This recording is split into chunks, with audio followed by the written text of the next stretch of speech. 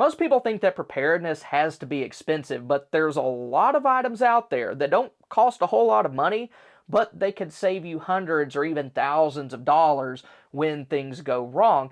And many of these are items that you don't really hear talked about very much in these prepper lists kind of videos. So today, I'm going to show y'all some stuff that can help you get around some of the most expensive problems that preppers run into.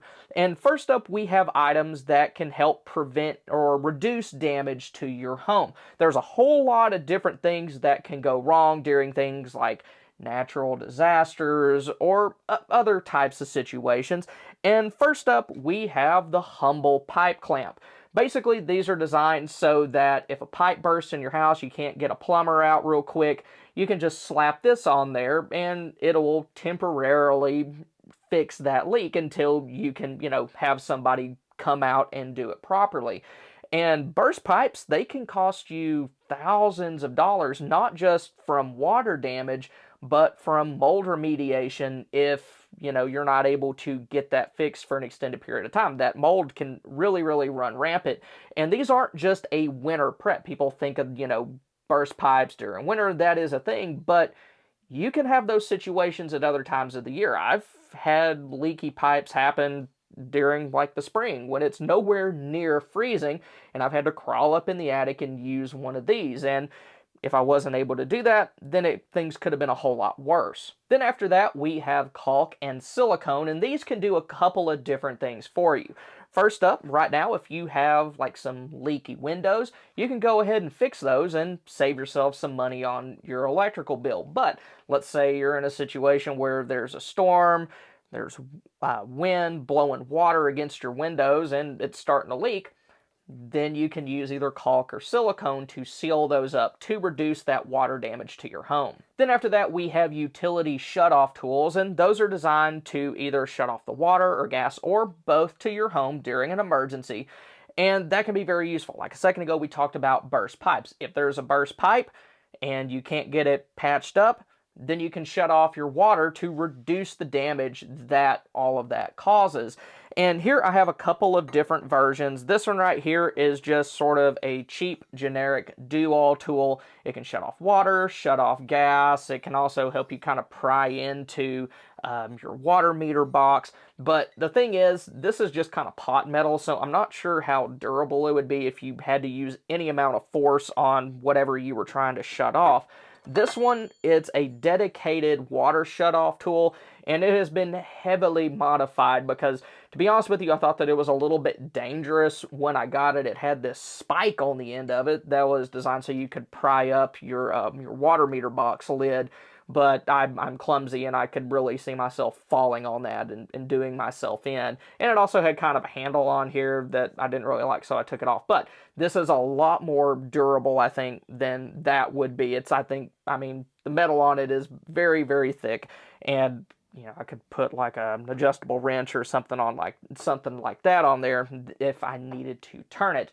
And then after that, we have deck screws.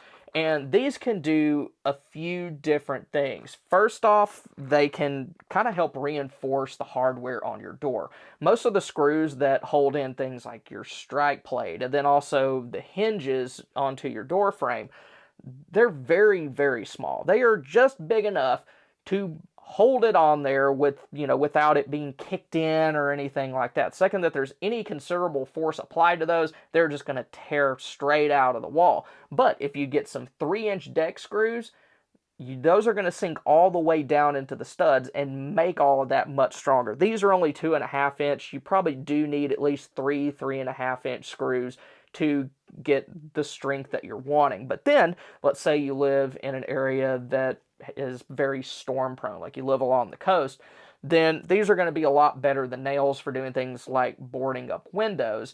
And there's a couple reasons for that. First off, they're less likely to pull out the nails because, of how screws are designed. And then second of all, it's going to reduce damage to all of those structures because you're not having to pry a nail out of it. You can just use a drill, use an impact driver to just zip those screws right out. Then after that, we have tie wrap cable ties. And these are nice because the bottom line is you are going to have some type of gear that breaks, or you're going to have to rig something up sooner or later. And these zip tie type things are very, very good for that. But these tie wraps are upgraded versions of zip ties. If you've ever tried to use a zip tie to hold something together outside, then you know that eventually those zip ties, they are going to break down, they're going to become brittle, and they're not going to work anymore. These are weather stabilized, so you can keep them outside for longer. But kind of the main difference between these and normal zip ties, you can't really tell from here, but the locking tab is made of stainless steel instead of plastic. That plastic locking tab on normal zip ties is usually the failure point. If a zip tie breaks, it's going to be at that little locking tab, and this is just going to be a lot more durable. And then another big difference is that on normal zip ties, you kind of have those notches, and that's how you make your adjustments. These have sort of a texture instead of those notches, so you're going to get a lot more adjustment out of these. That's, I mean, just kind of another little nice thing about them. Then after that, we have some hygiene and medical items, starting with the bucket toilet lid. If you're in a disaster, especially one that's longer term, then infections and diseases are going to be a much bigger problem than what they are right now. And one common way that those will spread is from how people deal or don't deal with their waste. Poor sanitation can lead to things like dysentery and cholera, but a bucket toilet lid, what that's going to do is it's going to allow you to convert pretty much any 5-gallon bucket into a field expedient toilet. And a big advantage that it has versus other, backup toilets is that when you're not using it, you're going to be able to keep it covered. So first of all, that's going to help keep the smell down, but it's also going to reduce the amount of insects that can fly in there, land on it, and then fly around everywhere else where you are and land on things like your food. So that's really gross. But having that will just help cut down on those kinds of situations. Next up, we have the garden sprayer, and there's a lot of different ways that you can use them. You can use them to kill bugs, you can use them for like large-scale cleaning, and also you can use them for personal hygiene. But one thing I would recommend is that you have a separate one for each main task or for each type of chemical that you're using. So if you're using it to spray pesticides outside of your house, that needs to be separate from the one that you're using for your own personal cleaning.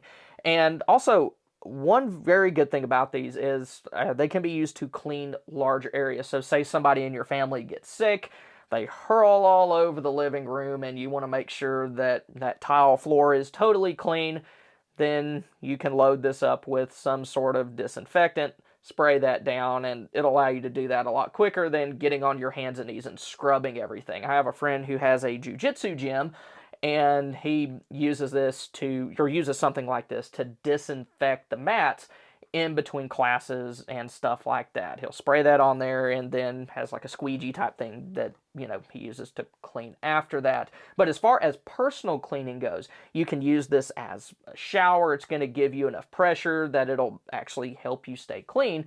But another way that you can use it that's probably not as, it isn't thought of as much here in the United States, is as something like a bum gun. Those are a lot more common in other parts of the world, but basically it's sort of like a makeshift bidet where if you don't have toilet paper, then you can keep it clean in between by, spraying that area with one of those. So if you don't have toilet paper, then this could be a very viable option for that. Then after that, we have different kinds of braces and wraps. If you're in a situation where you're having to do more manual labor, you're having to walk more than what you normally would, especially on like uneven terrain, then conditions like sprains are going to become a lot more common. And many times those start off relatively minor, but they get a lot worse if you aren't able to rest or if you continue to push yourself in those conditions. And these can help those situations from getting much worse than what they need to, especially if like you're not able to get to medical care or you're in a situation where you just simply cannot rest like what you're supposed to. Maybe you're bugging out, if there's a very dangerous situation that you're getting away from, you can't stop, this could really help you out. Then next up, we have some energy and power preps, and really what these are, they're just simple money savers. So starting off, we have this fuel keg propane refill kit. I think the kit is just under 30 bucks and the tanks are around like 17 or 20 on top of that. But those little 1 pound propane bottles that you use for, things like camp stoves and stuff like that, they're more expensive, I think, than they've ever been before. And refilling them, it really isn't the safest thing in the world, and it's also not all that easy. Like, you have to freeze them, you have to do other things, and these kits, they're just a lot more convenient. You pay a little bit more up front, but you can reuse the tanks over and over and over again because they were specifically designed for that purpose. They have specialized valves on them. They're also built a little stronger than those little green tanks are. So it's just a much more reliable, easy way to go about doing that. Then after that, we have battery spacers. As we all know, D-cell batteries are stupid expensive, and they also tend to sell out pretty quick. What these do is they open up, you stick a AA battery in there, close it up, and then you can use this in devices that would normally use a D-cell, like that lantern there behind me. Those are designed to be used with in-a-loop rechargeables. That's all I've ever used them in. I'm not sure if they make spacers for alkaline batteries, but one downside to these is that if you use a AA battery, then it's going to have less capacity than what a D-cell would. So say you're using it with that lantern, you probably won't get nearly as much runtime with the AA's as you would with the D-cells, but that just saves you from having to stockpile one more extra thing. Then after that, we have solar yard lights. And what's nice about these is that since they normally come in multi-packs, they kind of save you from having to buy up to a dozen different flashlights and lanterns for you to use inside during a power outage. And they're also multi-purpose. You can use them just normal day-to-day stuff outside as pathway lighting, but if there's a power outage, you can keep them outside during the day and then bring them inside at night for your lighting needs. And another good thing about them is that they are a lot safer than something like a candle would be. Candles, they're all the time causing fires because people don't use them very much. They don't have a clue what they're doing, so they end up torching their house when the power goes out for 3 hours, which obviously isn't good. With these little solar rechargeable LED pathway lights, there's not a whole lot that can go wrong with them, and also since they're LEDs, they burn cool, meaning that if there's a summer power outage, you're not going to heat your house up like crazy trying to use them. The main downside to them, though, is that a lot of them aren't all that bright, so it's not going to be able to really like light up a room like a dedicated LED lantern would, but at the very least, it's going to keep you from like running into stuff, tripping over things, and other just kind of stupid, clumsy injuries. Then after that, we have extra phone charging cables, specifically ones that you would keep in your vehicle. There's a lot of folks out there that just cannot afford either a gas or a solar generator, and this would at the very least allow them to use their car to keep like their cell phone and other essential devices up and running. So if you're going to be using your car for that purpose, also have other cables that you may need. Like I have my EDC flashlight that uses a proprietary kind of magnetic charging system, then you would want to have cables for those as well. And let's say you have an older vehicle that doesn't have dedicated USB ports, then just get yourself something like this that can plug into, your cigarette 12-volt port thing, and then you can plug a USB cable directly into that. So even if you can't afford a generator, you are going to be able to do your most basic task things like, communicating with loved ones, getting outside information, and keeping smaller things like flashlights charged up. Then after that, we have a few different cooking and water management preps, starting with a stainless steel stock pot. The bottom line is that most of us don't have the money or the space to stockpile an absolutely ridiculous quantity of water, like what you would need to get through a longer term situation. But a stock pot's going to be good since it'll allow you to biologically purify a large quantity of water all at once, and that'll help you make sure that your food storage that you have, things like dry beans and rice, doesn't go to waste because you didn't have enough water for it. Then another good thing about a stock pot is that it can prepare large quantities of foods, like soup, stews, all at one time. So if you have a larger group, larger family, then you can cook enough food for everybody all at once. Then stainless steel is a good choice for preppers since you can use it on a wide range of cooking setups. You can use it on everything from, your glass top stove all the way to like a propane camp stove, rocket stove, and even a campfire, because stainless steel will hold up to all of those different kinds of conditions. Then after that, we have paper plates and plasticware, and those can also help you overcome the challenge of storing large quantities of water.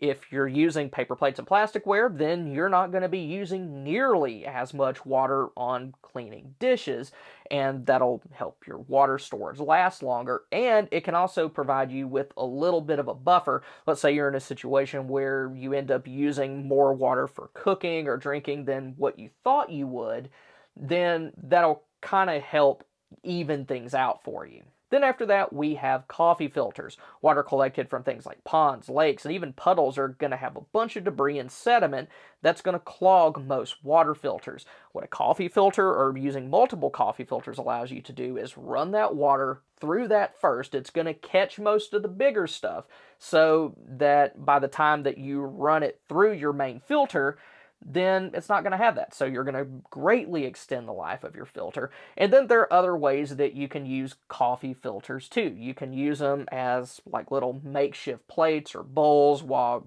you're eating or going out and collecting things like berries if you have those in your yard. And then also you can even use them as storage bags if you can tie them up with bread ties, zip ties, or something else. Then after that, we have canned heat, also known as Sterno. They're very nice if you're in a situation where you can't afford a camp stove or you can't afford a camp stove and all the fuel that you'll have to stockpile to keep it running. These are very safe to use indoors. We've all seen them used at, different events by like caterers or like church potlucks, stuff like that. And they actually will do a very good job of heating up, your canned foods like your canned vegetables, soup, chili, stuff like that. And they can also boil small quantities of water. Now, if you want to see a list of items that every prepper should buy before May 1st of this year, then click here. Or if you want to see 11 fun preps that the government would really rather you didn't have, then click here. Thank y'all for stopping by. Y'all have a good one.